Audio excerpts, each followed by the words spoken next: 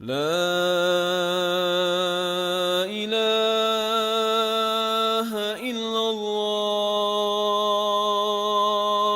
لا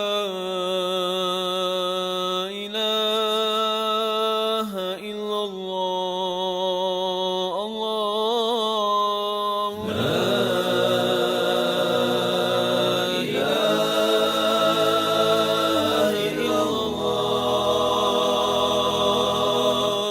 لا إله إلا الله لا إله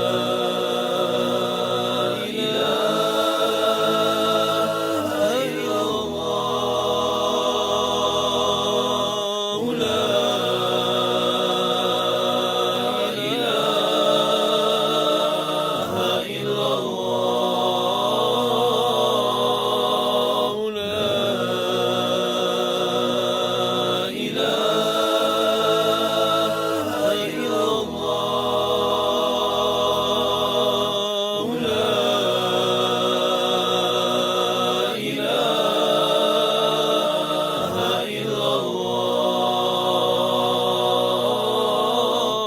لا إله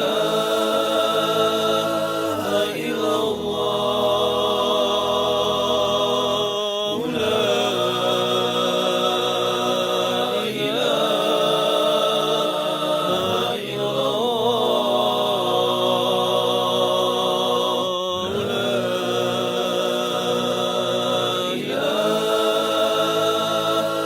إلا الله لا إله إلا الله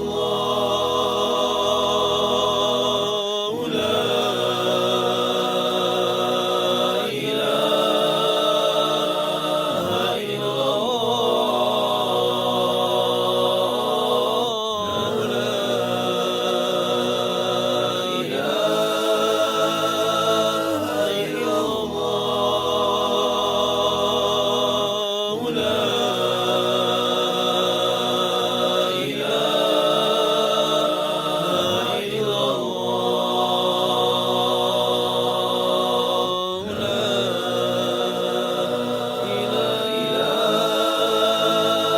إله إلا الله لا إله إلا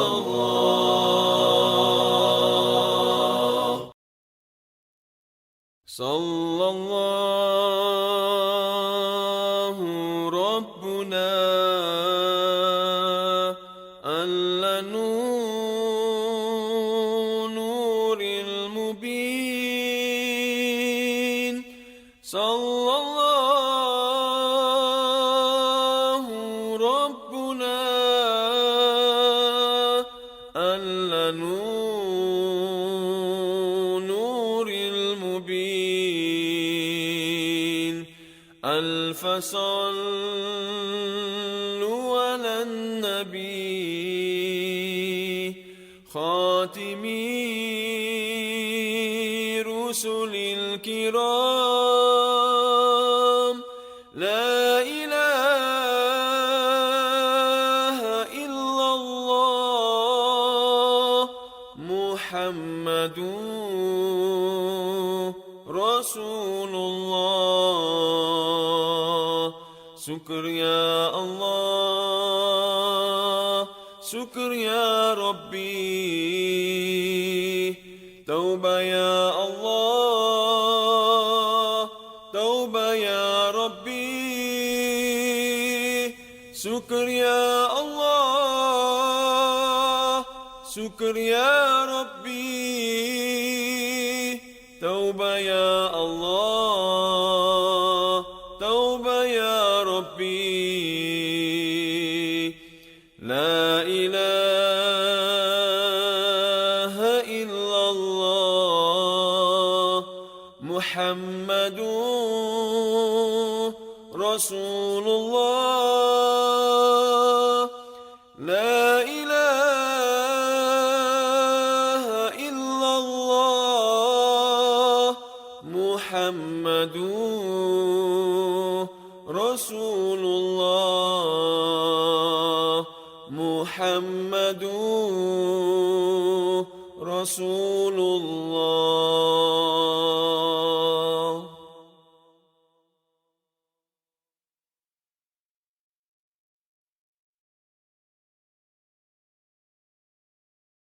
الله الله الله الله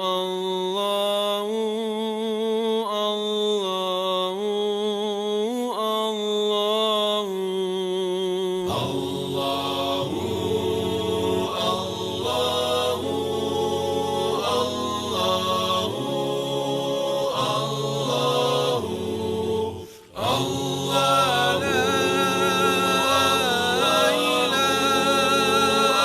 الله الله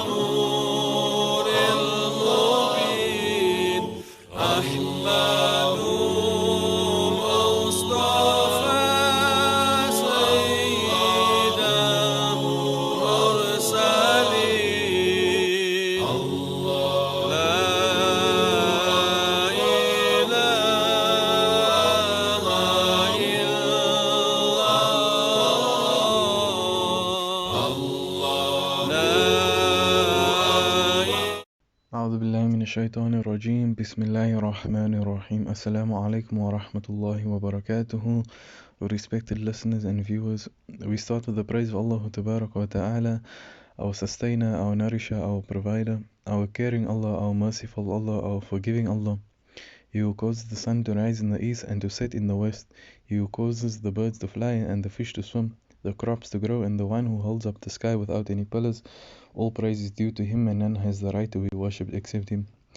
My name is Rustim Slamdien, and I am currently a student at the University of Cape Town. My journey back to Islam, so to say, was quite unexpected for myself, for a lack of better words. I was born a Muslim, and yes, my father did take me to the masjid when I was younger. However, growing up, I constantly found myself surrounded by non-Muslim friends and family, which would lead to me feeling alienated and unsure about Islam and how I fit into the picture. Islam started becoming strange to me, and I had lacked the necessary foundations that the average Muslim child had. I attended a church preschool and would learn Christian teachings about the various messengers of God ﷺ, and was made to understand the world from a Christian point of view, and would attend church sessions and prayers with the rest of the children. Already at that time, my foundation was ruined, as up until then I had no Islamic teaching except for what my father had told me. When I attended primary school, I was again surrounded by non-Muslim friends and still did not know much about Islam. My father sent me to madrasa when I was about 7 or 8, but not being used to the masjid and around so many Muslims, I think it was a shock for me and quite overwhelming. I would run away and throw tantrums when it was time to go, and would dread going to the madrasa, learning new things, and with at the time strange children or naughty children, not what I was used to being at the Model C school. After learning a few letters of the alphabet, the madrasa decided that I had not passed the year and would remain with the younger children while the others progressed. I hated the madrasa and would not enroll the following year. My only exposure to Islam after that was going to the masjid for Jumu'ah in the holidays, as I did not attend for most of the year when I was at school. frankly, I hated attending Jumu'ah because I grew up feeling that the masjid was a weird place and that the people were unfriendly. My schoolmates at the time would tell me that I wasn't a Muslim or wasn't a proper Muslim because I was unable to recite and I did not know any surahs or didn't know much about Islam. This would lead me to feel alienated, and I would always have anxiety when the topic Islam came up because I knew that I did not know anything. I preferred the company of non-Muslims and my non-Muslim family as I did not feel shy around them, knowing that I would not be questioned about my deen. I would look forward to visiting my Christian family when it was Christmas and Easter, as I had the most enjoyable time at these events. On the contrary, uh, I would not look forward to going to Eid because I would have to go to the masjid and visit my Muslim family. And going to the masjid up until the age of 16 gave me anxiety. However, when I was about 16 or 17, I started taking an interest in Islam, trying to find my identity. Yeah, so I would start listening to and I would start reading about Islam, watching YouTube videos about various topics, and then um, I started to teach myself from repetition Surah Fatiha and just started listening to Quran. And then I started watching ITV in the morning before school. I also at that time started playing rugby for a Muslim club, and this made me more comfortable around Muslims. Uh, for example, basic things like uh, saying Assalamu alaikum. I'd never done that before, or I wasn't comfortable doing it, and until I started playing rugby for the Muslim club, because I had never felt a brotherhood like that before. Just before I completed high school, I knew more than what I knew before, and I was very comfortable as a Muslim and started enjoying attending Jumu'ah.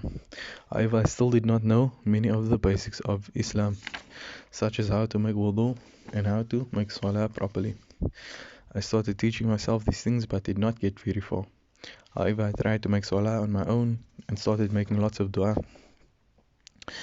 When I started campus, I saw that I could take Arabic as one of my courses. This is what would change my life. I made friends in the Arabic class and started attending the various waqts for salah, which was a first for me because I had never willingly performed salah in a jama before campus, except a few times, and I really did not understand what I was doing. I became close friends with one of the brothers from the Arabic class who was a regular musalli. He invited me to come with him for a 3-day jamaat. It was the first I heard of it, but I was eager to attend. Yeah, it was that weekend that changed my life. And it was at that time that I fell in love with the masjid, and it became my favorite place to be. I fell in love with the Quran and Sunnah. I was humbled, sitting on the floor eating out of the same dish as people that I had just met, in the way of Rasulullah sallallahu alaihi wasallam. It was there that I was taught tajweed of Surah Fatiha and the last 10 surahs, even though I was not yet able to read, as I was still doing my introductory course to Arabic. We would read books and learn many sunnahs and would visit the Muslims in the areas for the sake of Allah and speak about Allah. Nothing affected me more than this, meeting and speaking to people about Allah only for the sake of Allah. It was in this effort that I saw how the hearts of people were affected, how they would come back to Islam, and how many people would accept Islam through this effort. It was the same people who corrected my wudu, my salah, and my kibr and my nafs they put in place. They taught me to love Allah and His Rasul sallallahu alaihi wasallam. I then started to practice on Sunnah where I could, and it became a part of my life. And only recently, alhamdulillah, am I able to recite from the Quran with a little difficulty, yes, but compared to where I was just a few years ago, I think I've made some progress. I am now a member of the MSA at the UCT, and I work with various ulama and have made great relationships with people of deen, which inshallah will enable me to continue in this journey. From being that anxious boy to now being a firm believer in Islam, I am forever grateful to the people who assisted me, and may Allah Ta'ala reward them with goodness, inshaAllah. This is only the start of the journey, however, and I wish to accomplish many things in the way of Allah, inshallah. And then, being that it is now the month of Ramadan, I would just like to say that we should try to take maximum benefit from this month. And alhamdulillah, all praise is due to Allah, and we send our salutations on Nabi Muhammad sallallahu alayhi wa sallam. Assalamu alaikum wa rahmatullahi wa barakatuh.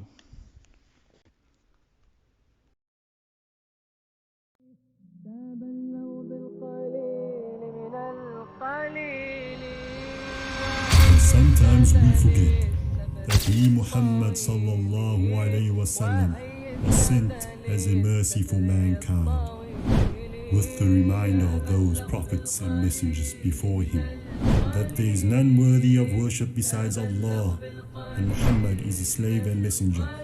For the Prophet said, for one person to be guided through you is better than all that which the sun sets upon. So let's be a means of guidance for others.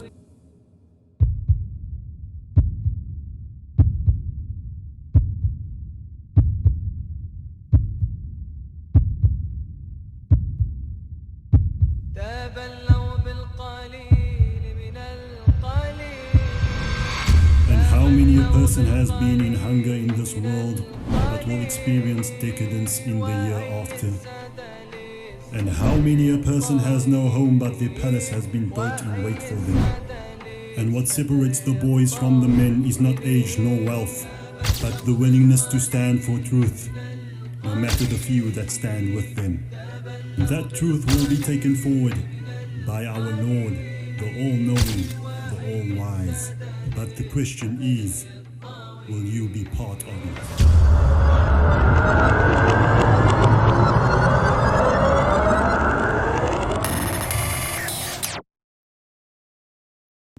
ومن أحسن قولا ممن دعا إلى الله وعمل صالحا وقال إنني من المسلمين